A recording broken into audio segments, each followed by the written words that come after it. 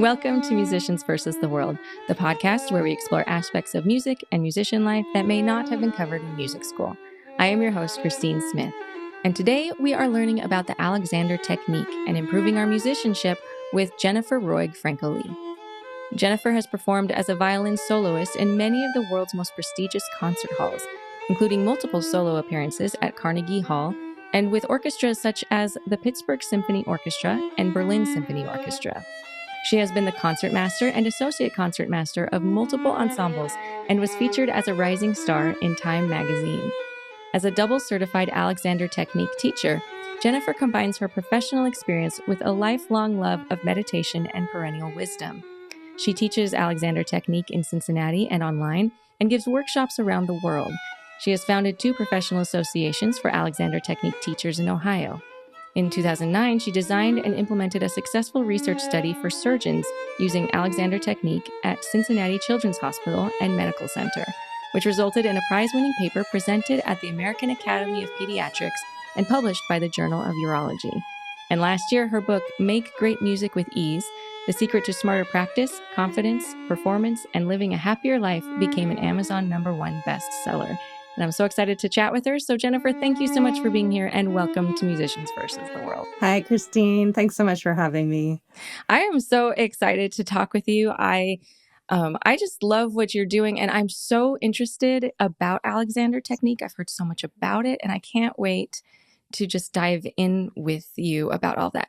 But before we get started, can I hear a little bit about you? Have you always wanted to be a musician? Is this just always your dream? What's your background? Yes, well, I am from a musical family, which definitely helps, I think. My dad was an English professor, and he plays viola and violin and trombone as an amateur. And my mom was a Suzuki cello teacher and now plays the clarinet in her retirement. So, oh, wow. How fun. Yeah, she had some shoulder issues, and so she also plays piano. So both my parents have a lot of music in their lives, and apparently my mom tells me I said I needed a violin when I was 2. So my mom found out about the Suzuki method when I was 4 and kind of got into it deeply for herself while she was learning how to coming to my violin lessons and learning the violin along with me in the traditional manner of the Suzuki method. So I needed a violin, and I was very single-mindedly focused on my music throughout my childhood and teen years. I really didn't care about much else except reading novels. So that was really my life, and I just always assumed that I would be an excellent violinist someday and having a career. And I just, I feel so fortunate that my parents, they're very loving and they supported me and did all the so-called right things to guide me as a musician to do what I wanted to do. Well, yes, but there's lots of people who want to be a musician, but you went on to be an international award winner. So what was your practicing like as a child? Like I can just the amount of dedication and talent that goes into doing that level of performance. Did you feel pressure when you were a child or did it just come naturally for you? No, when I look back, I feel so lucky in so many ways, so fortunate. And again, my parents just were great. And they always talked about wanting me to be well-rounded. That was their word. And so they encouraged me to do all kinds of other things. And, I played outside a lot when I was little. And my mother's from Switzerland. So we spent a lot of summers in Switzerland up in the Alps, and there's a lot of nature. I didn't really like to practice, but I did it because I was a good girl and did everything I was supposed to do. And I really liked the rewards. I really loved playing the violin. I didn't really like repeating scales and exercises over and over again. And that was not so much fun, but I kind of just did it because I was supposed to. And so I would practice after school before going outside to play. Usually I would get my homework done really fast and get everything done so that I could go outside or read a book or whatever. But I didn't practice long periods. Okay. I never really did that. Even in college, I think the maximum I ever really did voluntarily was 3 hours, but usually it was more like 2, like Really? 1 to 2 hours when I was a kid. And then as a teenager, it was more like 2 or 3. Gotcha. But yeah, wasn't my favorite thing. I really just like play through my pieces. So you were normal, yes. Well, I don't know what normal is, but So what were some of the things that you said your parents did all the right things and you didn't naturally love to practice and do repetitions. What are some things that you think that they did really well to encourage you and to help you? Well, my mom, she practiced with me every day until I was maybe 9 or 10. Mm-hmm. So she really was my main teacher. I had, of course, a violin teacher every week. And we had Suzuki group classes on Saturdays when I was really little. But my mom she's a music teacher. So she taught me really well. She was also trained as a kindergarten teacher in, not music, just as a school teacher. And she was an au pair when she came to this country. So she's really a teacher. And my dad was an English professor. So, and it's in my grandparents, these teaching genes. So that I think they did naturally and did well. But my mom also did a lot of training in pedagogy and in music pedagogy. Like she trained to become a Suzuki teacher because she was supporting me as a violinist, but then, she was a cellist, so she kind of switched into doing all that. And then she went to Japan as a teacher to study with Dr. Shinichi Suzuki. When I was 9, she went with a teacher's group. And then she liked that so much, she brought me the next year when I was 10 to study with Suzuki. And I had daily lessons with him for a month, which I still remember fondly. It was really fun. Oh my goodness, that's amazing. What an incredible experience. What were lessons like there? Well, everything was open to the public, or at least to other students in the program. I don't know if the public could come in, but I remember there were bleachers. It was a big room, and there were like stands where families could come. So there would be little kids with their violins and their parents and their siblings, and they would all be on the stands watching the lesson that was going on. And so it's just normal from a young age to be watched, to be performing even when you're learning, actually. And that's the first time I thought of that right now. It's very interesting. To be watched while you're learning is actually what we as professionals need to learn. That's what I'm teaching my clients, my students these days, who are all adults. I'm teaching them, how can your performing actually be a learning experience instead of this all or nothing? If I fail, it's a disaster. Can it be a learning experience and having a growth mindset? I just realized right now that that's actually how I grew up. So you've been training in that your entire life. Yeah, and he was really fun. Dr. Suzuki just loved children. So I remember very well in my lessons, every time towards the beginning of the lesson, he would have this little koala bear clip that I'd have it to put on the tip of my bow. And so I'd have this koala bear on the tip of my bow, and he and I would have a competition who could get to the tip last. So basically, who could draw the slowest, longest bow. And he would always make it look like I was winning until the very end. He would slow down, and for me, it was hopeless, and I would always lose. But it was really fun. I just remember it being a really nice experience.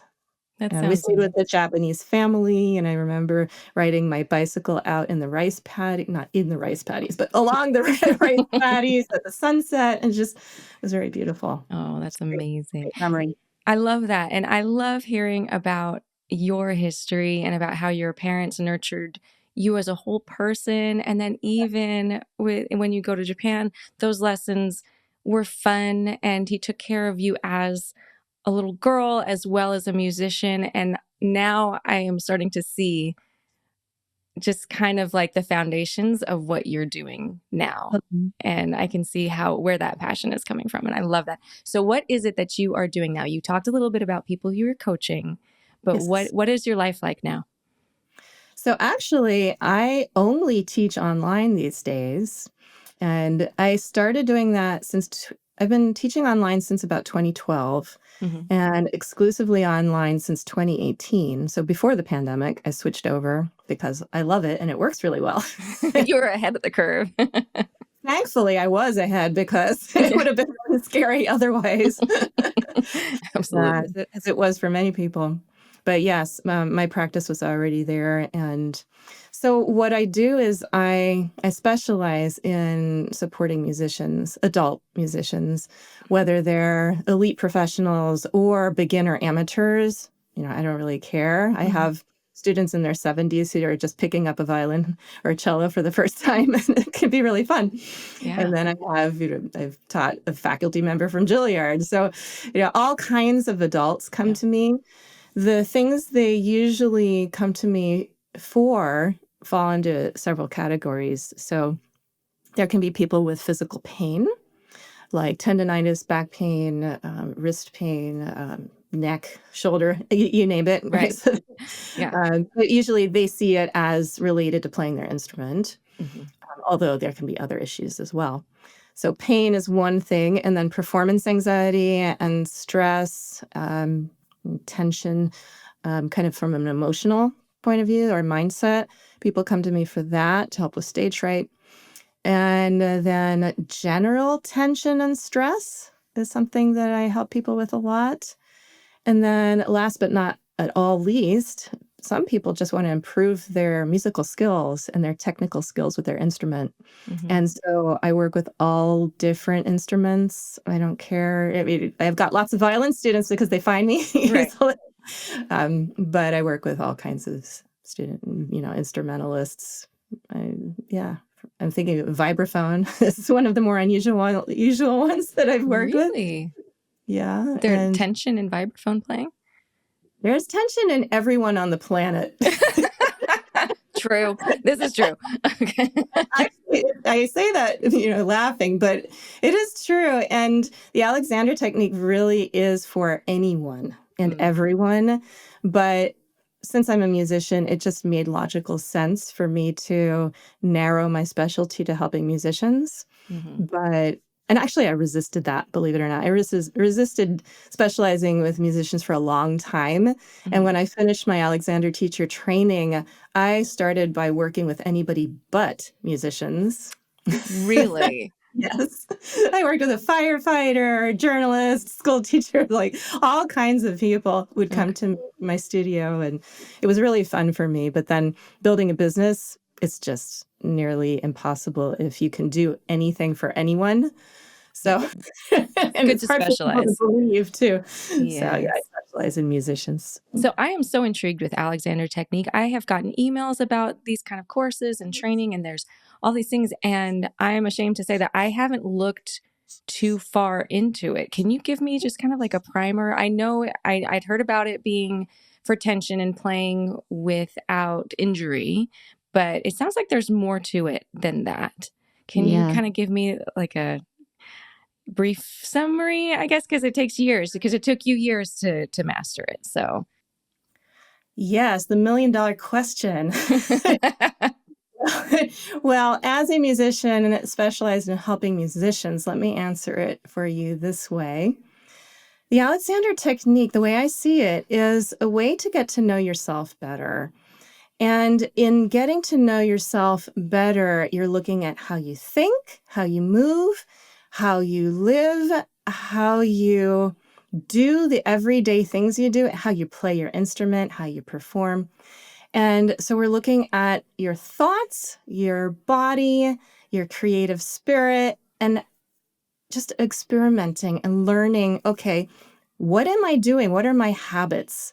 And if the habits aren't giving me the results I want, then maybe I could experiment and get curious and learn, is there another way I can do this? Can I open up to all possibility and maybe stop doing some of the things that are getting in my way so that I can maybe get out of pain or let go of performance anxiety and just enjoy what I do with more ease and just be myself. That's what I really want most. I want to learn how to be myself and enjoy my life and share it with other people so that they can also do what they do with love and joy and happiness. And I actually call my unique work the Art of Freedom method for conscious living and masterful artistry.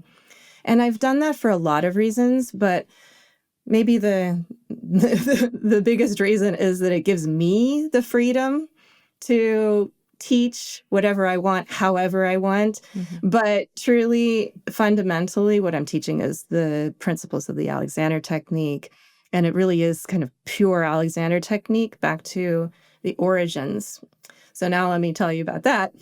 So the origins of the Alexander technique started, well, I don't know what year it was, because Alexander didn't actually start calling it the Alexander technique. It was people after him that named it. Okay. But he was born in Tasmania in 1869, and he had a burning desire to become an actor. And so he moved to Australia to pursue this career, but was stopped up short really soon because he got hoarse when he was reciting on stage. And that's a major problem for an actor. Yes, that would be an issue. Yes. So he did what anyone would do. He went to vocal coaches, speech therapists, doctors, and nobody found anything wrong with his vocal mechanism. So there was nothing physically going on with him. And they kind of told him, don't use your voice for 2 weeks. And so he did that and it got better. But then as soon as he went on stage again, he got hoarse. So basically nobody could help him. Right. So it was either quit or figure it out. And he was so motivated. He wasn't about to quit. And he also was quite a genius and very self-reliant, having grown up in Tasmania. Right. So he got full-length mirrors, and which was unusual at that time to have full-length mirrors, and he observed himself.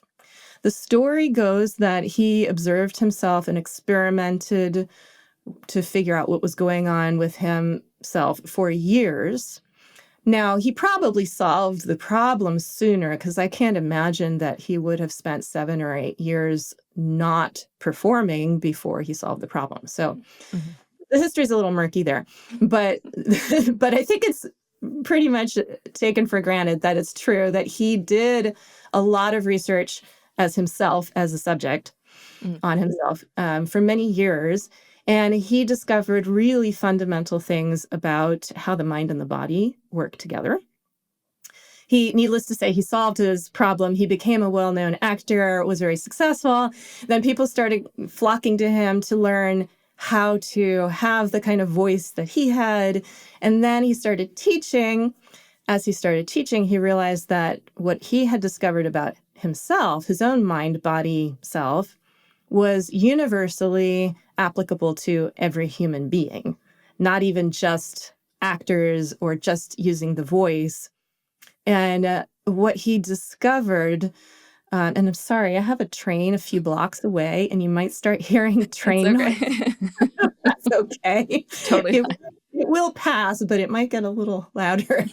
Just warning you. Sorry about that. Totally fine. So anyway, some of the main things that he discovered was that what you think is what you get. So your body really does reflect how you're thinking. And to me, that is the most interesting thing. Yes. One of the most interesting things about the Alexander technique, and what I personally have kind of pursued a lot. So there will be if somebody looks up the Alexander technique, you'll probably find a lot about posture, about pain, and maybe even a lot about anatomy. Yeah. I don't really do any anatomy in my teaching because I feel like I don't need to, because there are maybe quicker ways to get where I want to go with my students. And also because I'm so interested in the emotional and spiritual, creative side of the work as an artist. And of course, Alexander was an artist. So I'm really interested in going back to those fundamentals. So what did Alexander actually think to get the results to solve his performance issues and feel better in his body? That I find really fascinating. And that's why I can teach without touch, without my hands, and how I can do it online, whereas most Alexander teachers do it with touch. Or if they're online, they still think that, there's a strong belief that's pretty prevalent that either hands-on Alexander lessons with touch are better or the real thing, or that you at least need it along with online lessons. And in my experience, that's actually just not the case. And when you think about it, Alexander himself didn't have anybody touching him. And he figured out how to think differently to solve his problem. So if we can learn to think differently, we can solve our own problems without relying on a teacher's touch or presence in the room, which I think is very empowering for people. Yes, that is empowering. Wow. Okay. So so when I had looked up Alexander technique, we were talking a little bit before, and as my audience knows, I have rheumatoid arthritis. And so I had to kind of reteach myself how to play once I got diagnosed. And I had looked a little bit into Alexander technique, and most of it did seem like posture and how to play without tension and things of that nature. And that's something that I kind of taught myself as well. But I love your take on it, about how your mind and your body are connected. What are some of the things that you've noticed? What are some of the challenges that musicians, since we're talking about musicians, face, like mentally or emotionally, that have direct implications in their playing and in their body? Perfectionism is the first thing that pops to my mind. There you go. Yeah. And I do work with mostly classical musicians, although not all classical musicians. So it's in all musicians, but I have to say in my experience, it's a little worse. It's stronger in classical musicians. Yeah. And that's not, I think it has a lot to do with our training. And it doesn't mean you can't be a jazz musician and be tied up in knots with perfectionism. But in general, and there are classical musicians that aren't perfectionists, but we're trained so much actually to look for what's wrong. And if you think about, having gone to music lessons as a child, and maybe if you're a teacher or anyone listening is a teacher, it's almost like the expectation when you go to a lesson is that you find what's wrong so that you can fix it. And that, from a certain perspective, that makes a lot of sense. I mean, we do need to understand what can be changed so that something sounds better. But what happens, unfortunately, is that, well, the brain has a negativity bias to begin with. And it's just fine. It's supposed to be like that because we want to stay alive. It's for survival reasons. Right. And so the brain will notice the things that seem to be out of place or potentially dangerous in general in our everyday life. And so we're attracted to things that move on the outside that seem like maybe they shouldn't be there. Maybe it's a potential predator. Yeah. And so because we have this bias to find kind of what's wrong, we do that with actually in everything we do, really. But in our music lessons, it's almost like there's a framework for that, where we go to find out what we're doing wrong, and the teacher will tell us what to do right so we can fix it. And that's okay up to a point, but it depends how it's done also. And there is a principle in the Alexander technique that is really essential. And it's called end gaining. And that's end as in the goal you have, and gaining as in you want to gain it or get it. It's not about an end game. A lot of people get it wrong with an M, the end game. It's what we're doing is end gaining. We're trying to get a goal. So we become goal-oriented rather than process-oriented. And as soon as you're trying to get something or make something different because you believe what you have is wrong or not good enough, then you're not really with yourself in the present moment anymore. You're pushing towards the future or you're regretting the past. And so to me, that's where it gets really interesting. Like, how can we be present to our experience without judging it and still be curious about what else is possible? Yes. How do you do that? You study with me. Plug. No, that is so true, though. That is so true. So you have to reframe how you're thinking about things, even in the lesson of like, this is just, it's not that it's wrong. It's not that I'm a bad musician. It's that I'm trying to get to this goal. This is what I need to get to that goal. Yeah, having goals is really important. Mm-hmm. I had pneumonia that was misdiagnosed twice some years ago, which was very interesting. I was glad that I had a friend on Facebook, actually, who told me I needed a chest x-ray so I could finally get antibiotics. But Oh my goodness. it meant that I was very sick for maybe 3 months or so. Mm-hmm. And it was interesting to watch what happened to me when I didn't have any goals. And just, yeah, I wrote about that in my book, actually. Really interesting to just lie there without desires except, well, got to eat, want to survive. But but I noticed after a while, as I watched it and got curious about this phenomenon of not having any goals or desires, I noticed that I got more depressed over time as I was lying there. So I realized, oh, I actually need to have something to look forward to. I need to have something to work towards, even if I'm just lying here. Yeah. So it was a very interesting learning experience. Goals are really important. The problem is when we are prioritizing our goals, making them more important than our whole experience of ourselves in this present moment. Mm. And so, I was kind of joking when I said, joking and not joking when I answered your question about studying with, right? But it's actually not hard to do this. Mm. And the very first thing, you want me to share the first thing that I do, actually? Sure. Yeah, that would be great. So you can actually experience this right now a little bit. So for you, anybody watching or listening, you can do this little experiment with me right now and have a taste of how you can start to kind of cure this problem. Yeah. So right now, as you are sitting there or just being wherever you are, what do you notice about your body? It's like, what are you feeling? What shows up? What's your body telling you right now?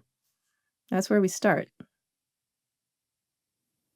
Like for me, I just did that. I checked in with myself. And when I gave myself a moment to really notice that, I noticed that my right thigh is tight. I'm like, oh, and now my left one's tight. I'm like, oh, that's really interesting. Yeah. What do you know? Well, I'm noticing that I'm trying to make sure that I don't move too far away from my microphone, and I am tensing up my left calf so that I don't sink down in my chair. Yeah. And Okay. so I feel like that's probably distracting me a little bit, right? Because I'm worried about my positioning instead of being in the moment of talking about this amazing thing. So let's make the analogy. Right. Okay. You have a microphone, an object there. You're actually performing, so to speak, Mm-hmm. right? So what if it were your piano music that you wanted to see in a performance and you were kind of having the same little thoughts going on? Like, I don't want to move too much because whatever. Right. Right. What if the wind blows? Oh Maybe my you're goodness. I've got so many stories. outside, and you're holding the music and you're worried about the wind blowing. Right. Happens, right? All the time. Yeah. Mm-hmm. Yeah. So you're having a physical experience, Right. your body right now, which is because of how it's because of the whole situation. Right. You have Yeah. a microphone there, but you're also thinking a thought that you're worrying about something, Mm-hmm. right? So right now, let's come back to the experiment. Is there a place in your body that is a little less tight than your calf muscle? Yes, my shoulder. Good. Yeah. So let's get curious about that and just kind of be with the relative comfort and ease in your shoulder in the moment.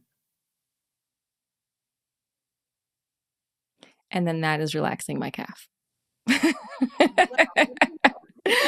do you know? That's amazing. It really is truly amazing. Yeah. And the implications of this tiny little experiment are huge. Because Yes. what if you were in a performance, just like we said, and you did have this thing going on with the wind and you're holding the music and you're noticing my arm is really tight. Mm-hmm. You're playing something with your right hand, let's say. The Right. music doesn't require your left hand. But let's say you're holding your music there. Yeah. You're playing with your right hand. You're worrying about the wind Mm-hmm. and maybe what are people thinking of my playing? It doesn't sound as good as it usually does because I'm worried about the wind. Because there's so many things. Yes. And you're noticing at the same time that your hips are tight or whatever. Mm-hmm. What if in that moment you had the training and the presence of mind? It does take training because doing this in performance, takes. Oh, yeah. You're not going to remember to do this from one lesson, probably. It takes practice. Oh. Everything takes practice. Yes. So in that moment, what if you started getting curious as you're playing about where the ease is in your body? That would make a huge difference. Yeah. Yeah. Oh, And that's very, very awesome. So what you do is you practice that along with practicing your music so that you have the ability to stay in the moment and have a better experience while you're performing. Yes, and actually that's more like learning how to do that is in my level 2 course. Oh. The level 1 course is about self-ease in life. Gotcha. Always in the context of music, right? Because that's who my people are. But really, I've had people who are non-musicians take my classes in my course. You had surgeons and they were better at doing surgery. That was amazing. Yeah. Yes. And that was really interesting since you mentioned that. That whole research study came out of 1 month where a friend of mine asked me to take one of her students because she was traveling. Mm-hmm. So I took this violin student and I, just as a favor, because I wasn't really teaching violin, mm-hmm. but I took the student and I couldn't help but help her with Alexander technique with the violin. Of course. Of course. And she was blown away and she loved it so much. She went home and at the dinner table started telling her father, the surgeon, all about what she was learning in the lesson. And he had some back pain. And she said, Dad, maybe you should think about the Alexander technique because it's really helping. And what you do with your laparoscopic, I forget what it's called, but the tool that he used, the thing you do with that tool is a lot like what I do with my violin bow. So why don't you try it? And what he did, instead of trying it for himself, he went and researched everything on the Alexander technique and decided that he was going to create a research study and involve his daughter who wanted to go to med school. So it was a really interesting way that happened. That study came out of a violin lesson. Oh my goodness. That's amazing. That's incredible. Yeah, well, and that makes sense because it takes intense concentration. It's very physical. You have to be in the right mental state. Makes sense. Can you tell me about your book? It's a #1 bestseller on Amazon. I've read some of it and it's fantastic. Why write a book when everyone can just, call you and have lessons with you? Because not everybody calls me. I've wanted to write a book for a long time. Mm-hmm. This was actually my 3rd try in maybe 15 years of thinking about it. The first try, I stopped right away and realized I was nowhere ready to write the book. And so it's good. I tried a few years ago and got a little further, but I'm a firm believer in things happen when they need to happen. Mm-hmm. But just wasn't the time yet. So during the pandemic, I made my violin solo CD. That was time for that. And that was a huge thing. I couldn't believe I did that, but I did it. And then when I was done with that, it was like, okay, time for the book. And yeah, the timing was just right because I needed to go through a lot of experiences in my life to get to the point where I could write about things from a certain perspective. And the book is divided into 3 sections. The first section is all about the problems that musicians face, any kind of musician. And there is put into the 5 life pillars of the Art of Freedom method. So these categories are purpose is the first one.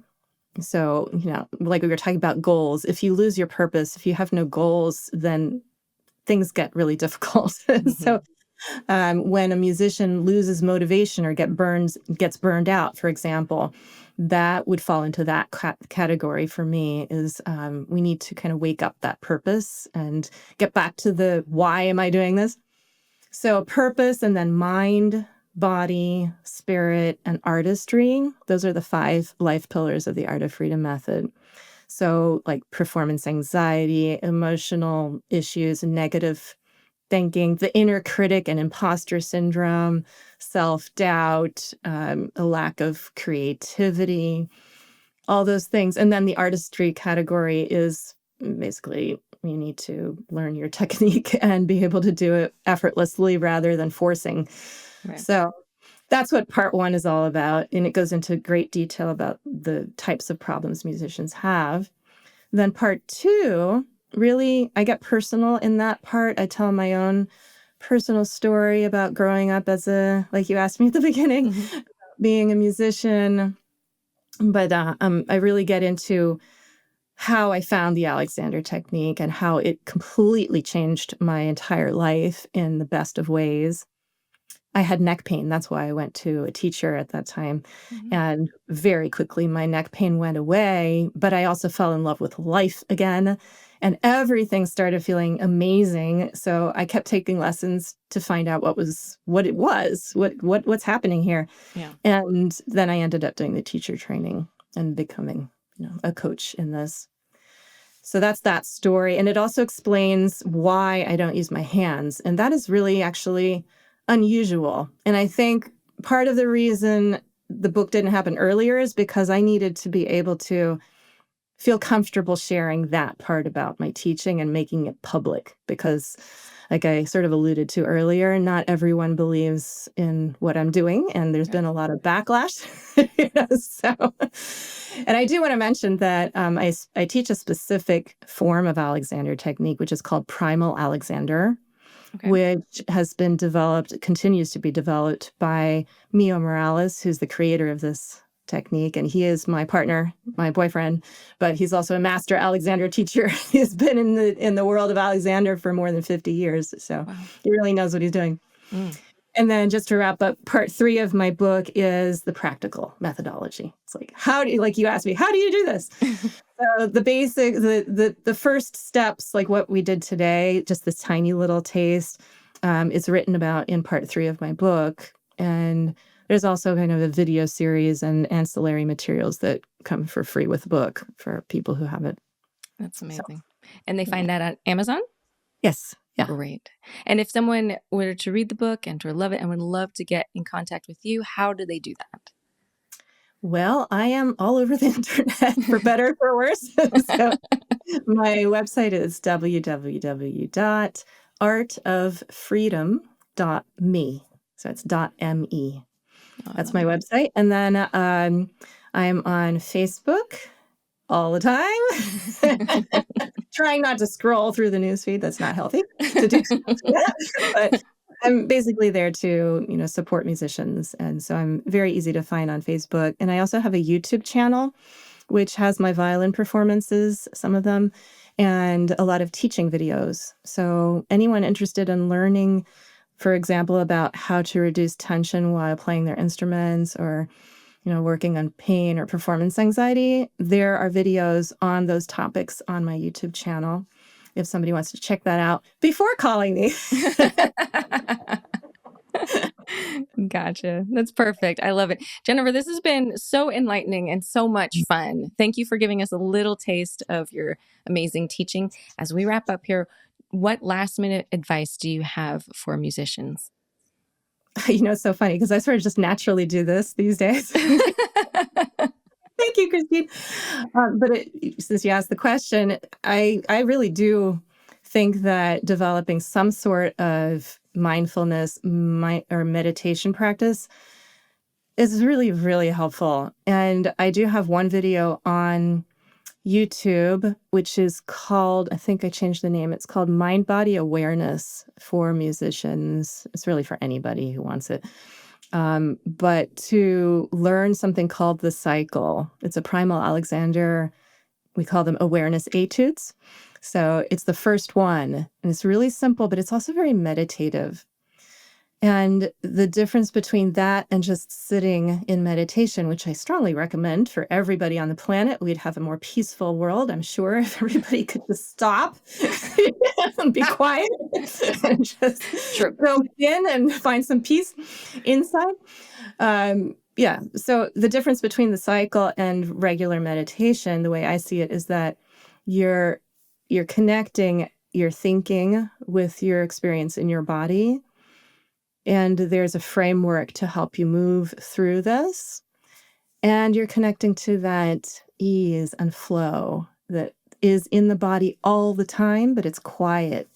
And we miss it because the pain, the discomfort, the things that are wrong are so noisy and clamoring for our attention. Like I said, there's that negativity bias in the brain. Mm-hmm. So a very quick and easy way to learn how to do something like this is to learn the cycle in that video. That's free. Anybody can learn that. And I've had people send me emails for years telling me that just from watching that video, like it's changing their life. So people don't have to study with me.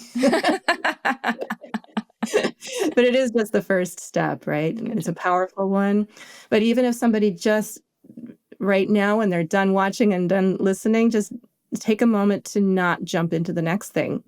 And be present, just for a moment, and everything changes in that moment. If we could just do a little more of that, we'd be happier people on a happier planet, I think.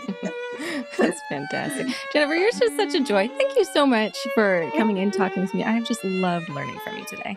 Thank you so much, Christine. It's been such a pleasure, and I hope this was useful for you and for everyone. Thank you so much.